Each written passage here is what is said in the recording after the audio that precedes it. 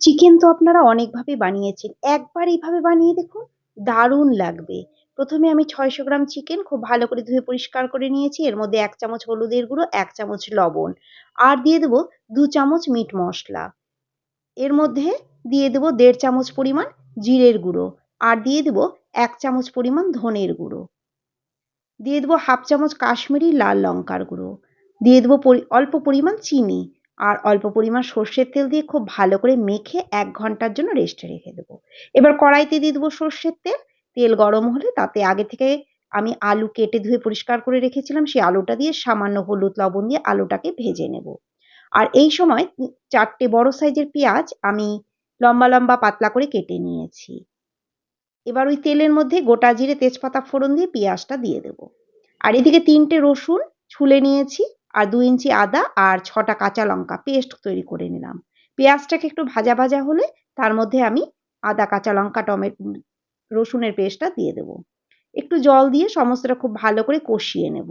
মসলাটা খুব ভালোভাবে কষে গেলে এর মধ্যে দিয়ে দেবো অল্প পরিমাণ লবণ আর অল্প হলুদ। আগেই আমার লবণ দেওয়া আছে তাই এখানে আমি অল্প পরিমাণ লবণ দিলাম। আর একটা টমেটো আগেই আমি খুব ভালো করে ধুয়ে কেটে নিয়েছি। সেই টমেটোটা এর মধ্যে দিয়ে দেবো। লবণ দেওয়ার ফলে টমেটোটা তাড়াতাড়ি সেদ্ধ হয়ে যাবে। একটু জল দিয়ে ৫ মিনিটের জন্য ঢাকা দিয়ে দেবো গ্যাসের ফ্লেম লোতে রেখে। ৫ মিনিট পর ঢাকা তুলে দেখুন পেঁয়াজ, টমেটো সব খুব সুন্দর গলে গেছে আর বেশ ভাজাও হয়ে গেছে। এবার এর মধ্যে আমি ম্যারিনেট করা চিকেনটা দিয়ে খুব ভালো করে ওই পেঁয়াজ, রসুন, আদা সমস্তটার সঙ্গে খুব ভালো করে মিশিয়ে নেব। আর যে পাত্রে আমি চিকেনটা ম্যারিনেট করেছি সেই পাত্র ধোয়া জল অল্প দিয়ে দেবো আর দিয়ে দেবো ৩ টে গোটা রসুন। এরপর ঢাকা দিয়ে দেবো গ্যাসের ফ্লেম লোতে রেখে। ৫-৬ মিনিট পর ঢাকা তুলে দেখুন চিকেন থেকে জল ছেড়ে দিয়েছে। আবার একটু নাড়াচাড়া করে এর মধ্যে ভেজে রাখা আলুটা দিয়ে দেবো। তারপর খুব ভালো করে নাড়াচাড়া করে আবারও ৭-৮ মিনিটের জন্য ঢাকা দিয়ে দেবো।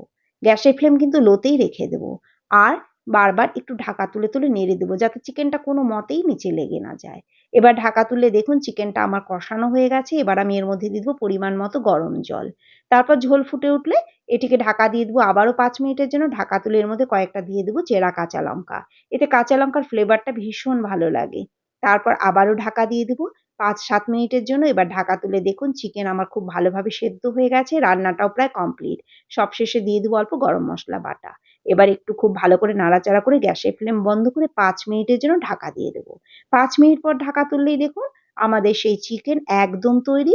এই চিকেনটা খেতে হয় ভীষণ ভালো। দেখুন দেখতে কতটা লোভনীয় হয়েছে। দেখতে যেমন লোভনীয় হয়েছে খেতেও কিন্তু দারুণ হয়। একবার এভাবে বানিয়েই দেখুন না, আমার কথাটা মিলিয়ে দেখবেন।